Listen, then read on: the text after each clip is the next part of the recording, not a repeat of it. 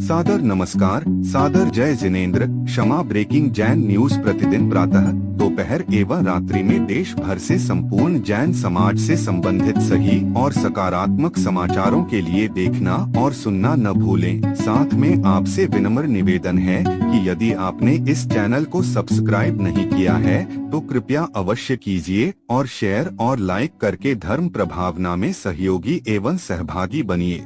Police ने लाकर दिए एक पिता को उसके इकलौते बेटे के खून से लथपथ कपड़े, यह कहकर कि उसके लापता बेटे की हत्या हो चुकी है। फिर आचार्य भगवान श्री विद्यासागर जी महाराज के आशीर्वाद से हुआ कुछ ऐसा चमत्कार कि आप सुनकर होंगे हैरान और रह जाएंगे दंग। आचार्य श्री शिष्या पूज्य आर्यिका श्री पूर्णमती माताजी से, जो कि उन्होंने आज आर के पुरम दिल्ली में अपना मंगल प्रवचन करते हुए बताया। लीजिए सुनिए।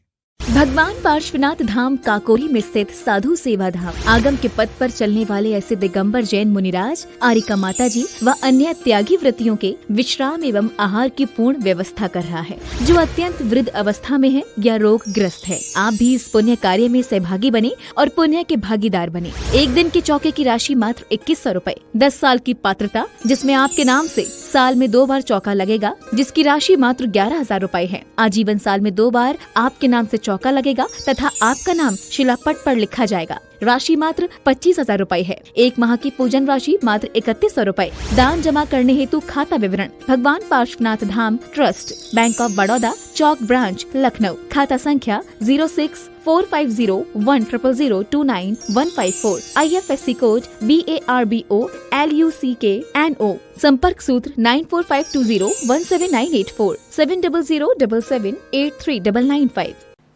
बहुत दिनों के उपरांत आर.के. पुरम में आकर के ऐसा लगा जैसे कि चारों तरफ हरियाली छा गई हो, मन आर्द्र हो गया हो, शुष्कता समाप्त हो गई हो और यहाँ के कण कण में आचार्य गुरुवर विद्यासागर महाराज जी की जय जयकार सुनाई देती है।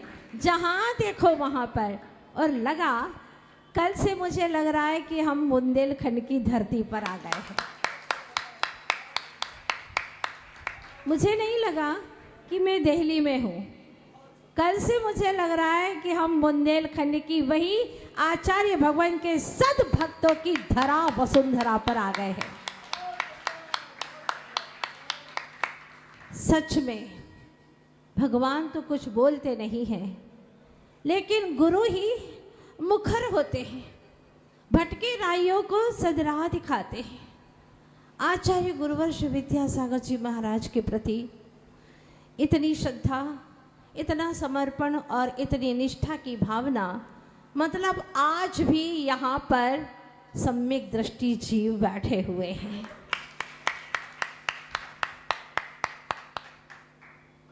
सम्यक दृष्टि का मतलब जो सच्चे देव, शास्त्र और गुरु के प्रति श्रद्धा और समर्पण की भावना रखते हैं।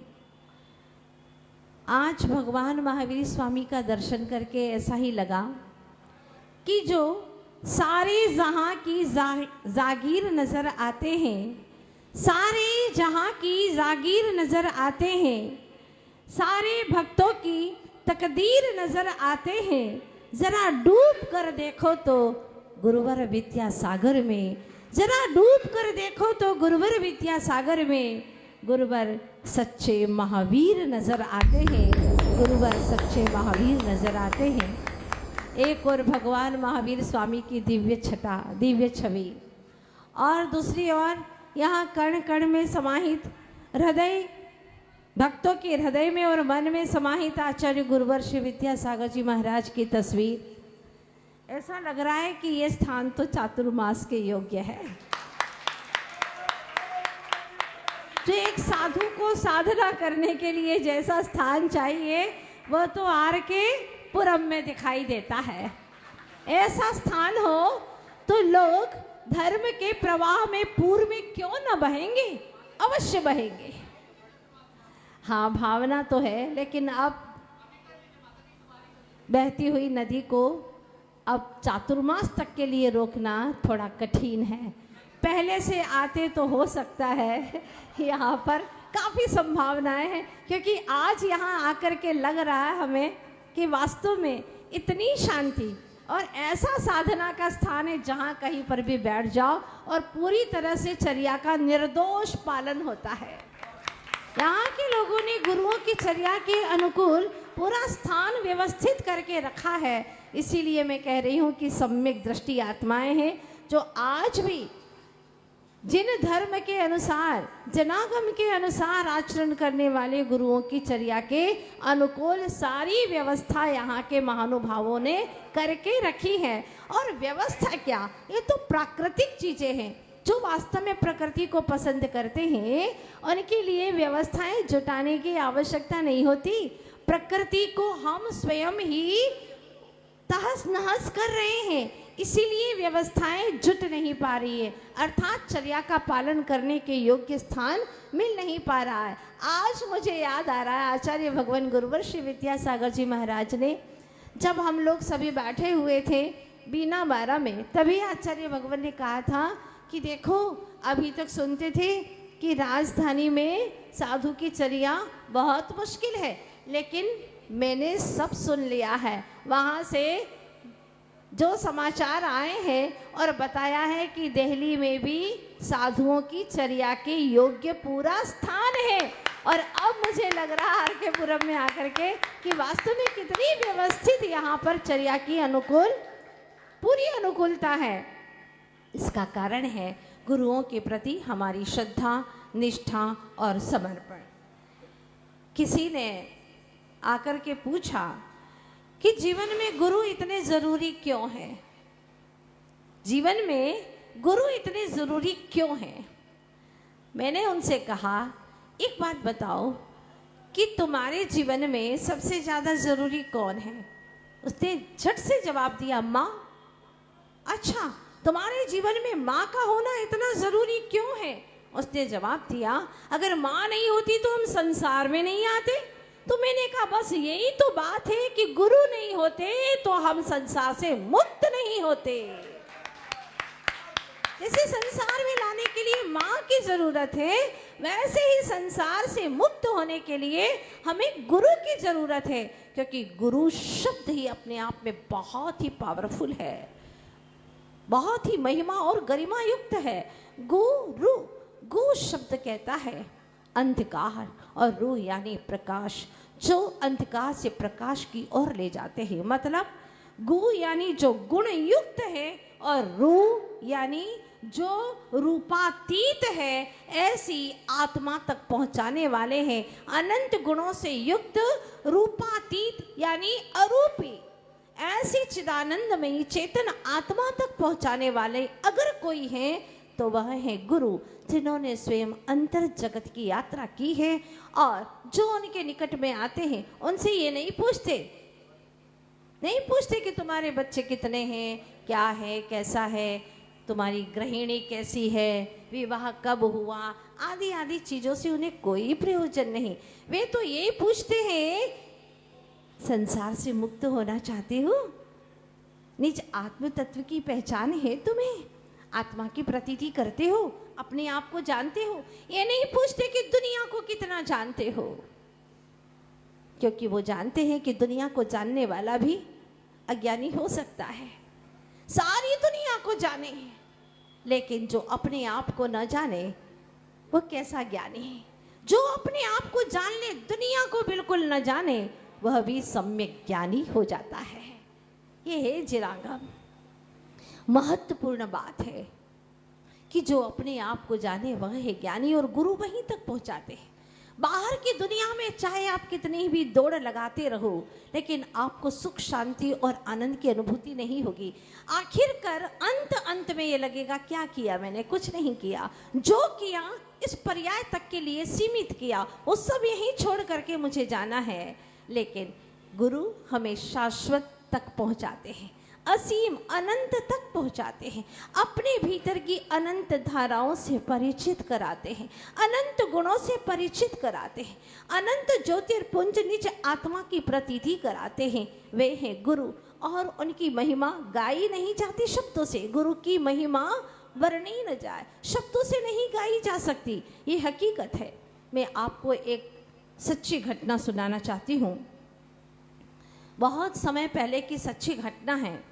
आचार्य भगवान के श्री चरण में एक अजैन भाई आया और उसकी आंखों में आंसुओं की बौछार हो रही थी।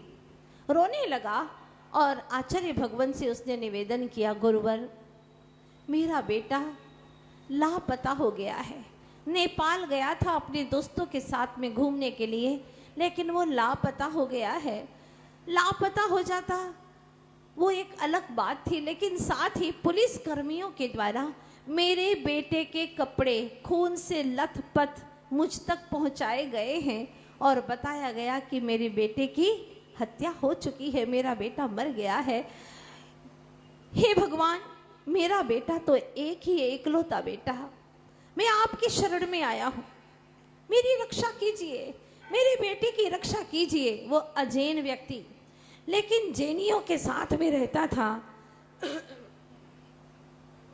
उसकी सारी जीवन की चर्या जैनों के अनुसार थी। वो समझता था कि जैनों के गुरु कैसे होते हैं, उनके भगवान कैसे होते हैं, तो वहाँ बड़ी श्रद्धा रखता था। और उसमें भी आचार्य भगवान गुरुवर श्री विद्यासागर जी महाराज, जिनका नाम जग जाहिर, बच्चा बच्चा अगर आचार्य श्री जी कहें तो किसकी तरफ अंगुली उठा करके दिखाता था? आचार्य भगवान की तस्वीर की तरफ। आचार्य श्री जी मतलब गुरुवर विद्यासागर जी महाराज, बस यही जाना जाता था। उसने भी आचार्य भगवान के पास में जाकर के रो रो करके अपनी व्यथा की कथा सुना दी और कहा, गुरुवर मेरी रक्षा करिए, मेरे बेटे की रक्षा करिए। आचार्य भगवान ने उसकी तरफ देखा। मुझे ऐसा लगा कि आचार्य जी धन से अमीर नहीं है, धनाढ़ नहीं है, लेकिन धर्म से बहुत अमीर है। अगर कोई श्रद्धा से अपना गम रखता है तो उसके सारे गम को खरीदने की वो क्षमता रखते हैं। इतनी सामर्थ्य है उनके अंदर। और बड़े ध्यान से सुना आचार्य जी ने, और सुनने के उपरांत आचार्य जी ने आशीर्वाद दिया। और क्या आशीर्वाद दिया? उनके शब्द देखिए, सब अच्छा होगा, सब अच्छा होगा। अब क्या अच्छा होगा? इकलौता बेटा मर चुका है, उसके कपड़े आ गए हैं, वही कपड़े हैं, खून से लथपथ है, पुलिस कर्मियों के माध्यम से आए हैं, बताया गया है कि बेटी की हत्या हो गई है। लेकिन कहते हैं ना, जगत से निराश हुए के लिए एक गुरु ही मात्र शरण है। पर जो गुरु से भी निराश हो जाए उसके लिए कौन सी शरण है? हरि रूठे गुरु ठौर है, गुरु रूठे नहीं ठौर। हरि रूठ जाए, प्रभु रूठ जाए तो एक बार गुरु की शरण में आ जाए, लेकिन गुरु ही रूठ जाए तो किसकी शरण में जाए? वो तो बोलते हुए भगवान है, देवता है, जो हमें हर तरह की परेशानियों की औषधि बताते हैं। कहाँ जाए? और गुरु ने कह दिया सब अच्छा होगा। वो तो सोच करके आया था अपनी सोच से कि मैं गुरु से अपनी व्यथा कहूँगा और वो मेरे बेटे को ला करके खड़ा कर देंगे, मुझे मेरा बेटा मिल जाएगा। लेकिन ऐसा कुछ तो हुआ नहीं, और उन्होंने कह दिया सब अच्छा होगा और जाने का इशारा कर दिया। उन क्षणों में मुझे तो श्री कृष्ण जी की याद आती है, जब सुदामा जी अपनी गठरी चावल की लेकर के गए थे और उन्होंने चावल की वह गठरी रख ली और उनको जाने के लिए कह दिया। सुदामा जी ने तो सोचा था कि मुझे बहुत कुछ दे देंगे, मैं निर्धन हूँ, मुझे धनाढ़ कर देंगे, लेकिन उन्होंने कुछ दिया नहीं। पर ध्यान रखना, महान आत्माएं, महापुरुष वो दृश्य में कुछ दिखते हुए दिखाई नहीं देते, पर अदृश्य में वो दे देते हैं जो सारी दुनिया मिलकर के भी हमें नहीं दे सकती, वो चीज दे देते हैं। और यही हुआ। यूं तो क्या क्या नजर नहीं आता, यूं तो क्या क्या नजर नहीं आता, उनका दामन नजर नहीं आता, झोलियां उनकी भर जाती हैं, मगर देने वाला नजर नहीं आता, देने वाला नजर नहीं आता। कुछ ऐसी ही घटना घटी और जो जेनी भाई के साथ में आया था उसको रोका आचार्य जी ने, वो बाहर चला गया और जेनी से कहा एक काम जरूर करना। कहिए गुरुदेव, आज्ञा दीजिए। शांति विधान जरूर कर लेना। जो गुरु जी के वाक्य थे वही आपको बता रही हूं। शांति विधान जरूर कर लेना। भगवान कितने दिन में कर ले? बस 2-3 दिन के अंदर शांति विधान कर लेना, आशीर्वाद है, सब अच्छा होगा। इतना विश्वास गुरुदेव को, और उनके मुख से शब्द निकल गए तो ऐसा होना ही है। हमने हजारों बार आजमाया है, कभी निखालिश नहीं गया उनका वाक्य। उन्होंने जो कहा वैसा हुआ। क्योंकि जो कम बोलते हैं, सत्य वचन बोलते हैं, उनके वचन हमेशा सिद्धिदायक ही हुआ करते हैं।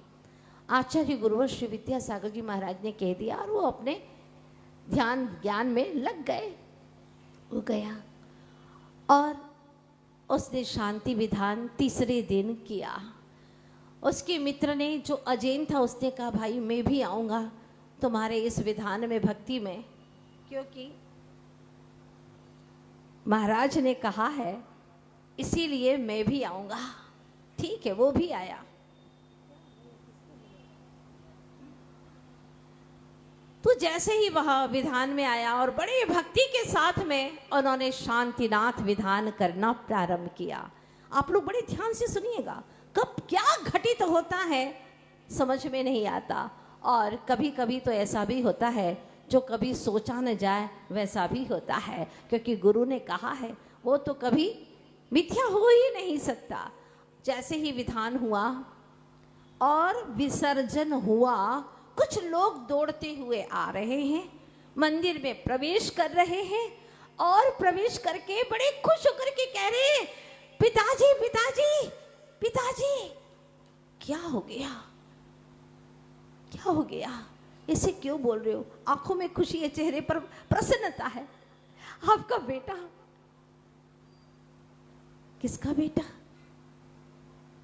हाँ, आसपास के लोग जो उन्हें बिल्कुल पिता समान कहते थे, उन्होंने कहा आपका इकलौता बेटा घर पे खड़ा है, आप आओ, जल्दी आओ। वो कह रहा है पिताजी कहाँ है, पिताजी कहाँ है? वो आपको याद कर रहा है, जल्दी चलिए। और जा करके देखा बेटा खड़ा था, बिल्कुल स्वस्थ दशा में बेटा खड़ा है। आंखें विश्वास नहीं कर पाई। गुरु ने कहा था सब अच्छा होगा, शांतिनाथ विधान करो। ये क्या शब्द है? जो गुरु आगम के अनुसार चलते हैं, जो गुरु भगवान की आज्ञा मानते हैं, उनकी आज्ञा तो देवता भी मानने को तैयार रहते हैं। धन्य है। जब ये सारा घटनाक्रम देखा और बड़े लोग खुश हुए, पिता ने कहा पहले हम गुरु महाराज के पास जाएंगे। बेटा घर में प्रवेश नहीं करना, पहले गुरु महाराज के पास चलो, जिनके आशीर्वाद से तुम आज घर तक आए हो। और वह गुरु महाराज के पास ले जाते हैं, दर्शन करते हैं। पूछा बेटा क्या हो गया था? उसने जो घटनाक्रम बताया आप सुनिएगा, ये सच्ची हकीकत की घटना है। उसने कहा कि हम अपने साथियों के साथ में जब घूमने के लिए गए थे तो हमको पकड़ लिया गया और पकड़ करके हम 8 लोगों को इन लोगों ने गाड़ी के अंदर डिग्गी में डाल दिया, कपड़े हमारे निकाल दिए, सबको डाल दिया। और इसके उपरांत इतने खूंखार, इतने क्रूर व्यक्ति थे कि हमने तो सोच लिया था कि हमारा तो अब प्राणांत हो ही गया है। लेकिन एक समय ऐसा आया कि जब चेकिंग के लिए वो गाड़ी वहाँ पर खड़ी थी, ये लोग वहाँ पर कोई नहीं थे और हमने ये अच्छे से एहसास किया था कि जब डिग्गी बंद की थी उसमें उसके बाहर में ताला भी लगाया था। लेकिन पता नहीं ऐसा क्या हुआ कि जब वो लोग बाहर चले गए, चेकिंग का समय था, थोड़ा थोड़ा अंधेरा था, उजाला होने वाला था। जिस दिन वह शांति विधान करने वाले थे उस प्रातःकाल की घटना सुनिए।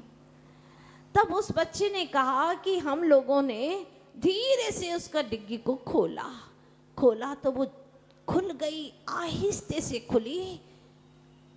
हमें समझ में नहीं आया कि वो लोग कहाँ हैं, इतने खतरनाक लोग। किसी की दृष्टि, किसी की नजरें हमारे ऊपर नहीं पड़ी और एक एक करके हम सब के सब दौड़ते गए। एक गाड़ी मिली, एक बस आई, हमने उसको रुकवाया। वो बड़ा करुणा वाला था, दयावान था। उसने रोका। लोगों ने हमें एक एक जोड़ कपड़े दिए पहनने के लिए। हमने अपनी घटना उन्हें बताई और आज हम घर तक आ गए हैं। आ गए हम घर तक। आखिर ऐसी कैसे घटनाक्रम हुआ, कैसे द्वार खुला, कुछ समझ में नहीं आया। लेकिन ये बात सच है कि गुरुदेव का आशीर्वाद वहां तक अवश्य पहुंचा था। या तो गुरुदेव बोलते नहीं हैं और बोलते हैं तो कुछ भी कम नहीं करते, जैसा बोलते हैं वैसा होता ही होता है। और ऐसी घटना घटी, लोगों को बड़ा ताज्जुब हुआ। पर यह बाहरी चमत्कार है।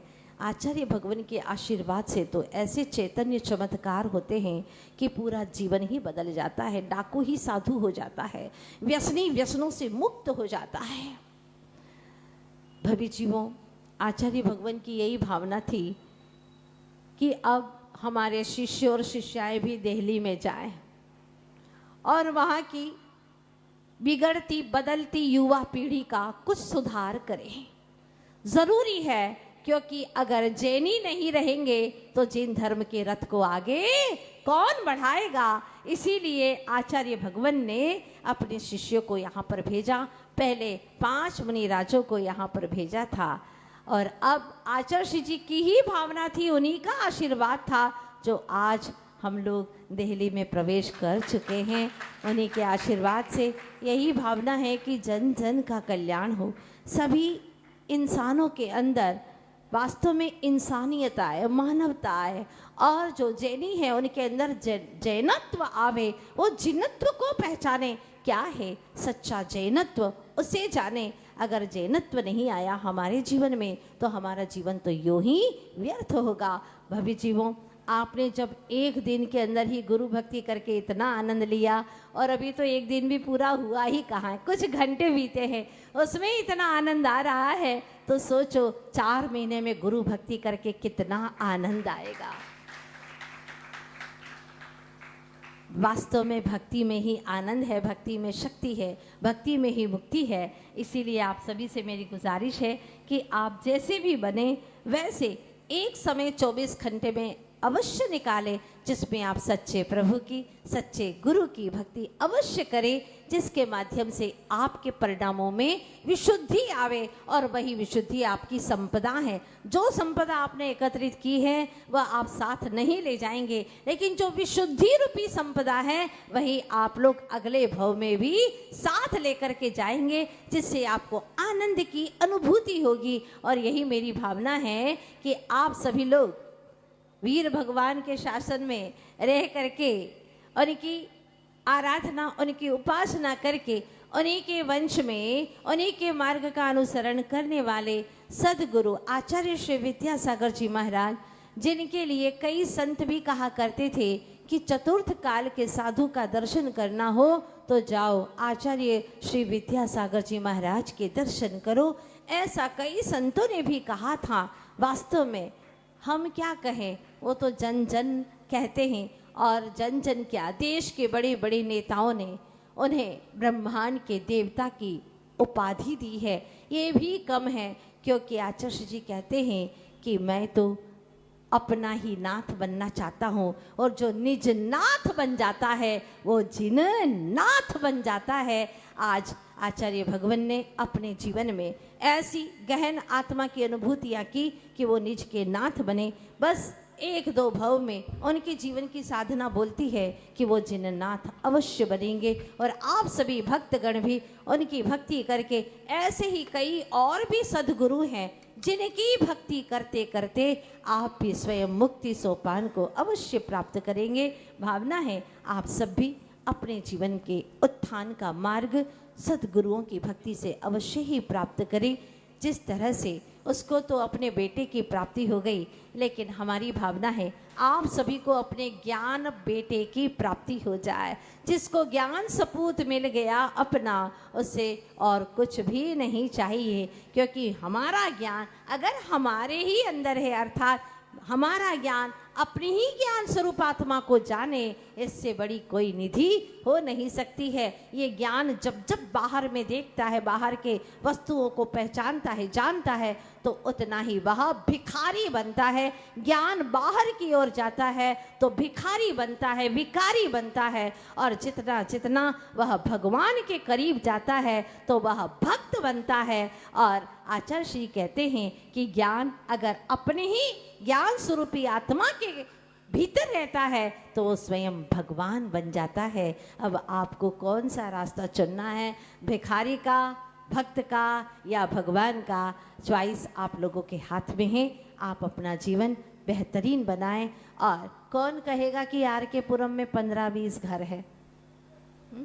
यहाँ तो ऐसा लग रहा है कि जैसे 200-300 घर की समाज हो, इतना उत्साह। आज प्रातः काल जब शांति धारा हुई तो लाखों की बोलियां लगने लगी, और ऐसी भावना बढ़ चढ़ करके कि पैसा कुछ भी नहीं है हमारे लिए, तो मात्र भगवान की भक्ति ही, गुरु की भक्ति ही सब कुछ है। वास्तव में ऐसे जीवों के लिए संसार ज़्यादा बचा नहीं है, संसार बहुत निकट है। अर्थात आपको मुक्ति की प्राप्ति 1 या 2 भव में होने वाली है। भक्ति बनाए रखना। और इतनी व्यवस्थित यहाँ की मंदिर की रूपरेखा व्यवस्था देखो तो सच में लगता है कि वितरागी प्रभु का मंदिर ऐसा ही होना चाहिए, ऐसा ही होना चाहिए।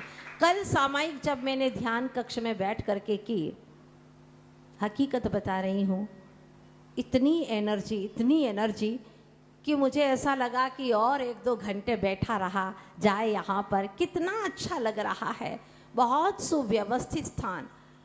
ये सब आपकी भावनाओं का फल है, क्योंकि भावनाओं से ही भव का विनाश होता है, भावनाओं से ही भव का कूल मिलता है। आप सबका कल्याण हो। आचार्य भगवान गुरुवर श्री विद्यासागर जी महाराज मूक माटी महाकाव्य में लिखते हैं कि संत समागम करने वाला तत्काल संत बने या न बने, पर संतोषी अवश्य बनता है, संतोषी अवश्य बनता है। और आप लोग कितने संतोष के साथ में, कोई जल्दी नहीं, कोई हड़बड़ नहीं, कोई गड़बड़ नहीं। और मैं देख रही हूँ कल से बिल्कुल सारे भक्तगण उत्साह के साथ में ऐसे लगे हुए हैं। मुझे लगा कि कहीं और जाना जरूरी था या नहीं था, लेकिन आर के पुरम आना बहुत जरूरी था।